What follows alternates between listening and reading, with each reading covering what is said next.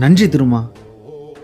நகல்களின் மத்தியில் அசல், கிளர்ச்சிகளின் மத்தியில் புரட்சி, சத்தங்களின் மத்தியில் முழக்கம், மின்மினிகள் மத்தியில் பெருவெளிச்சம், சமாதானங்கள் மத்தியில் சமநீதி, சமாளிப்புகளின் மத்தியில் பேருண்மை, அறிவின் மத்தியில் ஞானம், அன்பின் மத்தியில் பெருங்கருணை, உணர்வுகளின் மத்தியில் பசி, உறவுகளின் மத்தியில் தாய்மை, ஊழலுக்கு மத்தியில் வெறுங்கை, உணர்ச்சிகளின் மத்தியில் பெருங்காதல், விடுமுறைகள் மத்தியில் விடுதலை, கோபங்கள் மத்தியில் சீற்றம், பொறுப்புகளின் மத்தியில் தோழர், குணங்களின் மத்தியில் பேரொழுக்கம், சீனி கட்டிகளின் மத்தியில் மலைத்தேன், சிகிச்சைகளின் மத்தியில் மறுபிறப்பு, காரணங்கள் மத்தியில் காரியம், புத்தகங்கள் மத்தியில் நூலகம்.